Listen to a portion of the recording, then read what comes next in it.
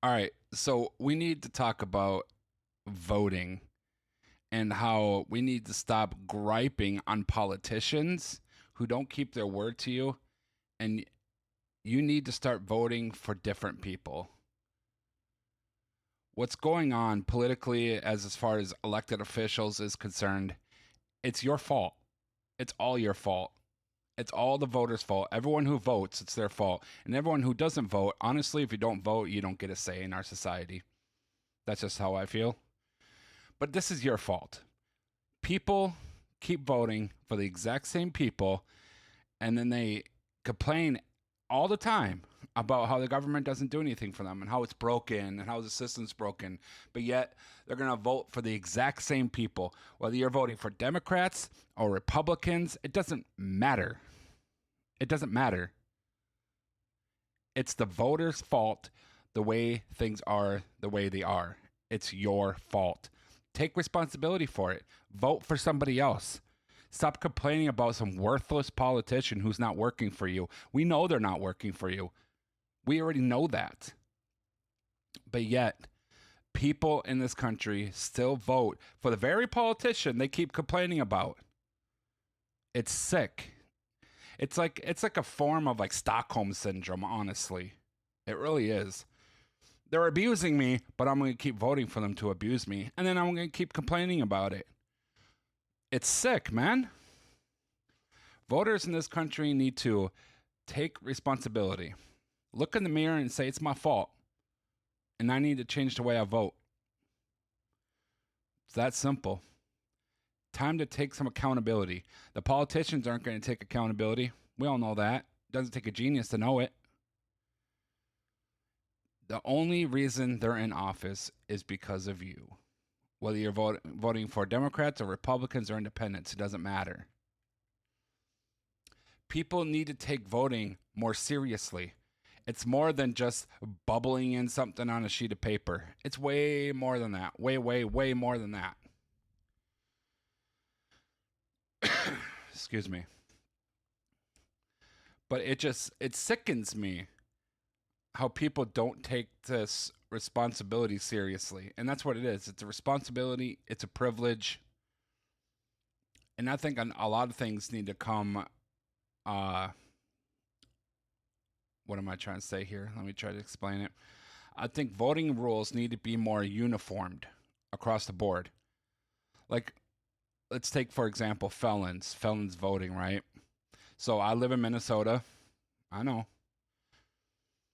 And felons can vote in Minnesota as long as they serve their time, right? As soon as you get out of prison, you can vote.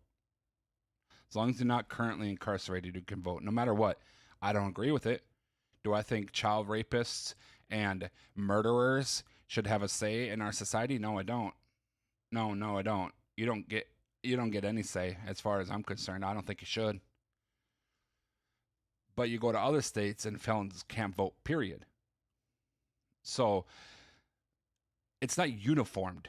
And honestly, it doesn't really make any sense. They say states run their own elections and make their own rules, and they do for statewide offices. But when it comes to federal elections, I don't believe states should make any rules based on those federal elections. I think the rules should come from the federal government when it comes to federal elections. And if you have to have two separate ballots, one for state candidates and one for federal candidates, then so be it. It's not that difficult. You write names on one piece of paper and you write another name on another piece of paper. It's literally that simple. I could do it in 10 seconds.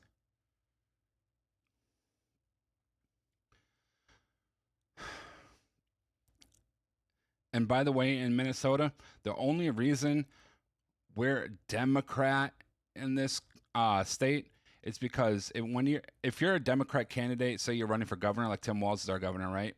God knows how he got there, but he only has to win two cities in the state, and he wins the entire state. He wins Minneapolis and St. Paul, and the rest, it's over. It's over. And the rest of the state doesn't get a say. You win two cities in the state, and you win everything. That's why Amy Klobuchar has gone undefeated for so long. That's why Tim Walz keeps getting elected. That's why Minnesota keeps going blue for presidential elections. Now, I would like to see for presidential elections, I would like to see the Twin Cities in Minnesota districted off. I think it's like 6 or 7 counties that make up the Twin Cities. It's something like that. I don't know off the top of my head, but what should happen is that should be districted off. And right now we have 10 electoral votes in Minnesota. And I think 6 of those electoral votes should go to the Twin Cities because that's where the most of the population is. And 4 of those electoral votes should go to the rest of the state. That way, everyone's voice is being heard in the state because the Twin Cities in Minnesota is such a big problem. It's literally the Twin Cities makes the decisions for the entire state, for everyone in the state, every single person.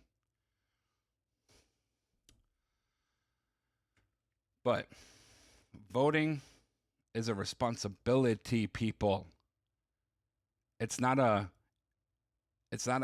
math test. It's not a school test. It's not, oh, I get to bubble in a name and that's it. No, that's not what it is. This is a responsibility. It's a decision of how your government is going to be ran. And unfortunately, we have so many idiots in this country who will just blindly bubble in a name. Oh, they're Republican or Democrat. I have to bubble them in because that's what the D and the R is.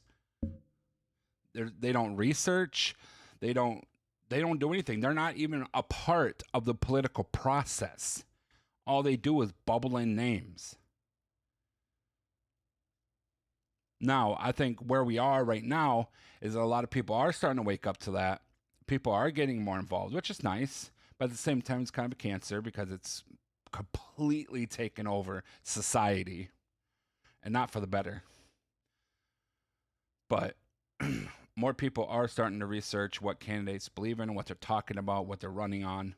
And I think there needs to be laws too, as far as candidates and lying. And if you run on one platform and do the other, it's just, that's a sticky thing. But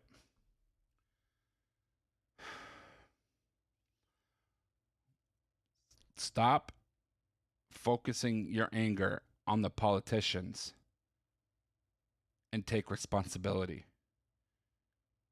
At the end of the day, the voters are responsible for putting these people where they are. It's your responsibility to elect people who are going to be pro USA and not treasonous or tyrannical. And if you're one of those people that want a treasonous government, a tyrannical government, who don't believe in the Constitution, then you shouldn't even be voting and you shouldn't even be in the country. You should be exiled from America. Your citizenship should be revoked. And I think the government needs to do more of that. Honestly, if you're running on a platform of destroying the Constitution of the United States or taking away constitutional rights from people, like the Second Amendment, you should be exiled from this country because you are now a threat to the United States of America and to the people of the United States of America. And you should have your citizenship revoked and you should be thrown out of the country. We need to see more exiles. That may sound very medieval, but what if a foreign power came over here and say, we're going to try to destroy your Constitution? That would be a threat to America. So what's the difference when citizens do it or politicians make it their platform? It's even dangerous. With citizens, I guess you got the freedom of speech, you can say whatever you want. But if you're a politician running on a platform to destroy America's foundings, you're a threat. You're a threat to this country and you should be thrown out of it. It's that simple. You don't get to run on dismantling the Constitution and revoking rights from people. The Constitution is written in stone. It cannot be changed. But those are my thoughts. You hold the power. You have the responsibility to elect people. You have all the power. These people don't get in without you. It's time to reclaim that power back. Let me know what you think in the comments. Thank you.